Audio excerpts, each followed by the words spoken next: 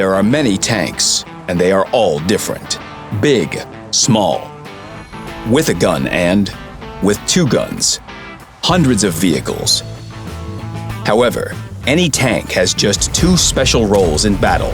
It either hides or looks for other tanks. To become a successful hunter in World of Tanks, even the mouse needs to do both. Looking for the enemy while hiding from them is a science. Luckily, you can learn it with the help of just two things: the battle button and this video. The video where we delve into the interaction between view range and concealment. All vehicles have their tools to either spot or hide. You can affect some of them, but not others.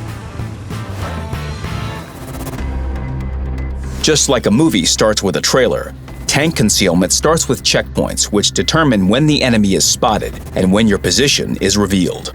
Each vehicle has 7 checkpoints. 5 of them are purely visibility checkpoints, and the remaining 2 are also view range ports. Their arrangement on tanks follows the same principle. There are visibility checkpoints on all hull sides, and one at the point where the gun is attached to the turret. One view range port is at the center of the vehicle at the top, and the other is at the point where the gun is attached to the turret. The latter is a dynamic port and moves together with the turret. View range ports emit vision rays that search for enemy checkpoints within a radius of 50 to 445 meters. If the enemy concealment value is not enough to hide them, they will be spotted. This is also affected by obstacles. For example, destructible objects hide vehicles, but only until they're no longer intact. Indestructible objects and bushes hide vehicles so long as they are between you and the enemy. Vehicles taking part in battle, or their carcasses after they have been destroyed, don't hide your tank at all. We cannot see how all these checkpoints interact, but for the server, this is a whole web of events which inextricably links the one who spots with the one who is spotted. The vision rays from the view range ports hit only the visible checkpoints of the enemy vehicle. The number of emitted vision rays is limited only by the number of enemy vehicles in battle. This rule works in the opposite direction as well. Knowing how this works is valuable information in real battles. If you need to spot the enemy during a skirmish, many do it this way. They show their checkpoint first when their view range port is still behind cover. So they are dealt unnecessary amounts of damage, though deservedly. But you can avoid it by using the knowledge you've just received. As we now know, there's a dynamic view range port in the turret that can spot enemies from behind cover. In this way, you can remain hidden and keep your precious hit points. You should always keep this in mind in positional fights. Just remember that not all gun mantlets can withstand hits.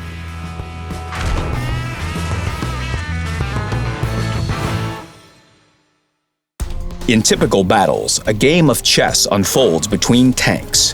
One is on the move, searching, and the other is hiding, not moving. When your vehicle is spotted, the Sixth Sense perk activates in 3 seconds. To disappear completely, you need to move far enough away or hide behind cover, making sure the enemy cannot see you. Then count the standard 10 seconds of spotting using the counter in the corner. But there are nuances. If the enemy has improved radio set equipped in a certain slot, you will be spotted for 12 seconds. If you add the Trained Crew perk and the directive for it, the spotting time can reach 16 seconds. You need to keep this in mind when you roll out to fire at the enemy again after you've been spotted. Now when you know that spotting time may be almost 2 times higher, you can punish the enemy who spotted you. But first, you need to find them. And the view range ports might not be enough in this case, because concealment is more complicated than it seems. First of all, vehicle concealment depends on the type of vehicle and its size. You can view and compare the characteristics of any vehicle in the garage. Light tanks are stealthy scouts. They are small and fast and produce less noise. Their concealment values on the move and when stationary are the same. The concealment of tank destroyers is on par with light tanks, but only when stationary. When on the move, they lose a lot of their concealment value. The concealment of medium tanks is a bit worse, but some of them can play as passive scouts. Regarding heavy tanks, hiding in the bushes is not for them. Their bush is a barn on Malinovka.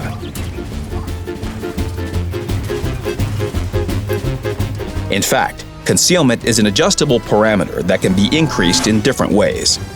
First of all, by applying camouflage to a tank.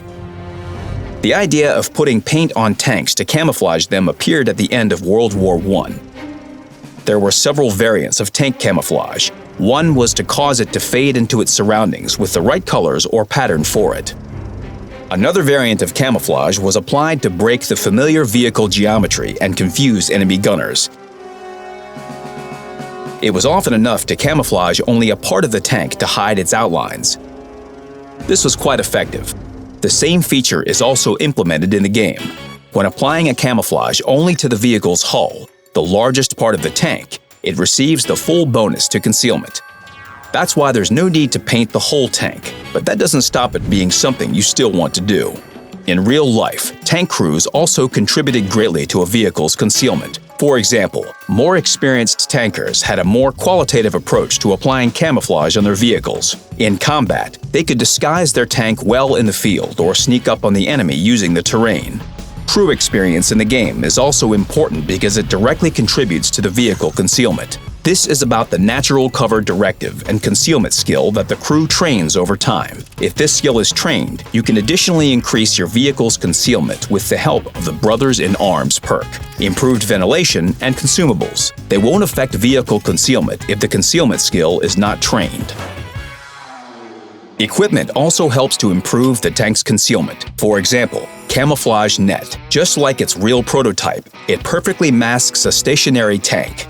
In real life, when tankers deploy a camouflage net at a stop, the true outlines of the vehicle become hidden, and it fades into the surrounding environment. In the game, the crew can deploy a camo net in just 3 seconds. In reality, the muzzle blast and propellant gases from the shot expose the tank. This is displayed in the game in a similar way.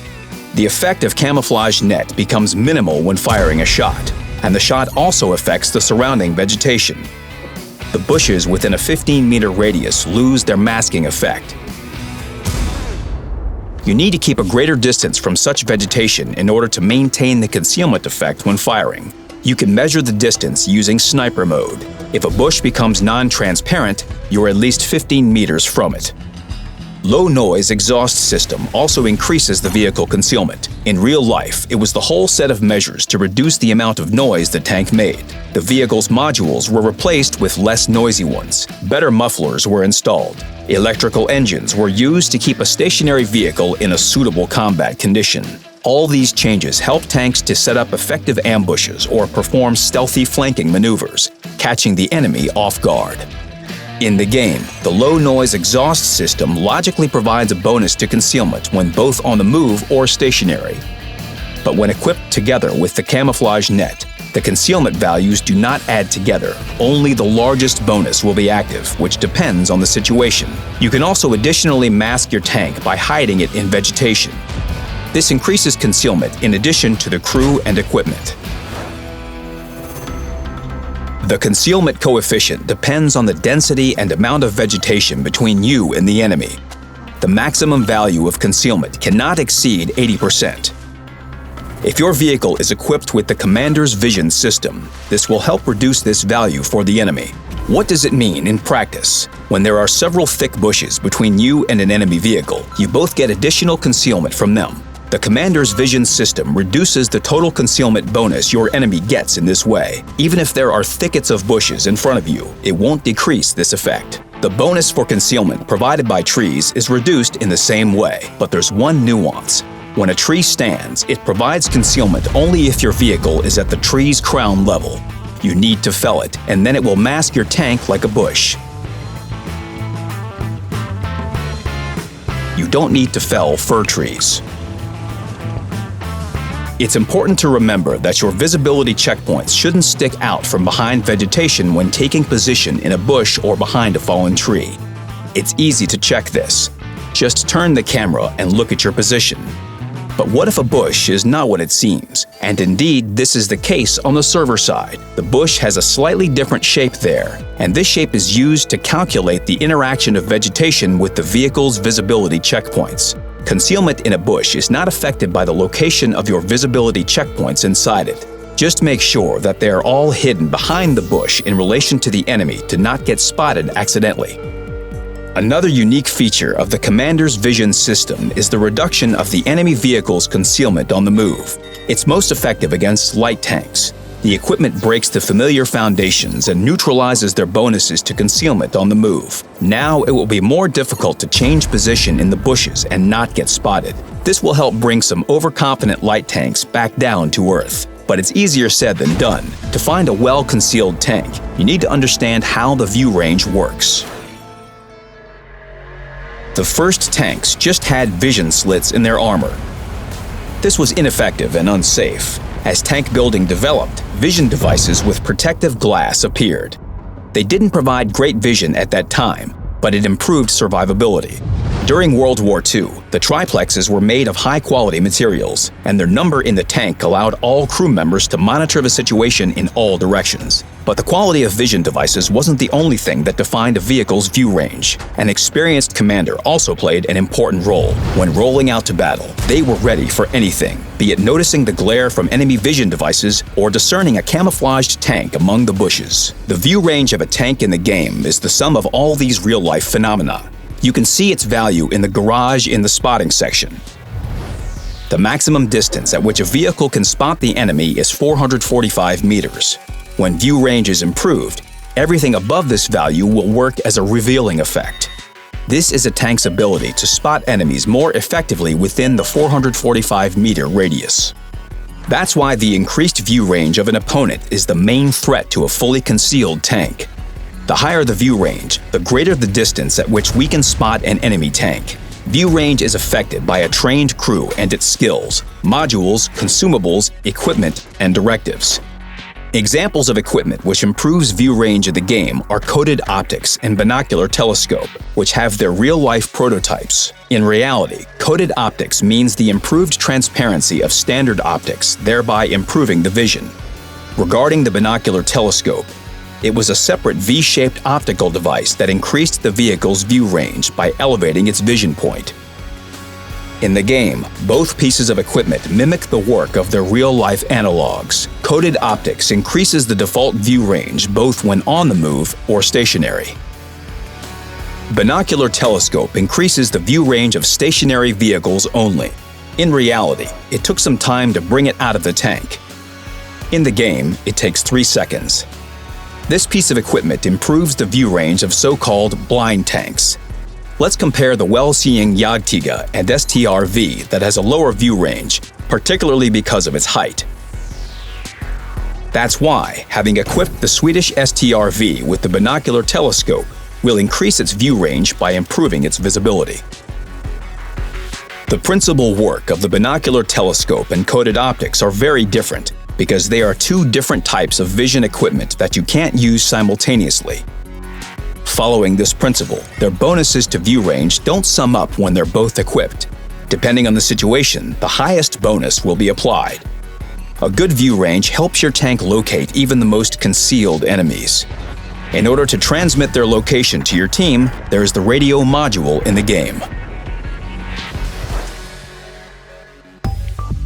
Radio communication was one of the cornerstones of battle, allowing tank crews to react more quickly in combat, therefore affecting the outcome of the battle. In the game, the radio mechanics mimic the communication principle in reality. All Allied vehicles exchange data with each other within the range of their radios. In the game today, the radio is very important only at low tiers and on big maps in such modes as Grand Battle or Frontline. It's important to know how the radio works in the game so that your actions are more effective. For example, if an ally is out of your radio range and spots an enemy, you won't see that enemy vehicle. Even if there's another ally between you, whose radio range radius intersects with both yours and that of the distant ally, you will still not be able to see the opponent, because the tank in between does not act as a relay. So you'll need to come closer to support your ally. It's crucial to not only cause damage in the game, but also help others do it, thus increasing your own effectiveness in the battle and bringing victory closer. You can support your allies in several ways. Spot the enemy and get damage upon your spotting, which is divided between the allies who spotted the opponent. Knock off the enemy's track and get assisted damage, which is divided between the first player who immobilized the enemy vehicle and the last player who prolonged the track damage. When artillery fires, the first player who stuns the enemy gets the higher assistance value. If other SPGs fire after that, they will divide the damage to the stunned enemy vehicles. Only one type of assisted damage will count in the results, the one that is the highest. Now you're armed to the teeth with knowledge of the art of spotting. It's time to put it into practice. Don't rely on brute force. Be more cunning. Become an invisible hunter that can't be destroyed. Because the enemy can't hit you if they don't know where you are. But you will know everything. Know your enemy and hide yourself from them. Good luck on the battlefield.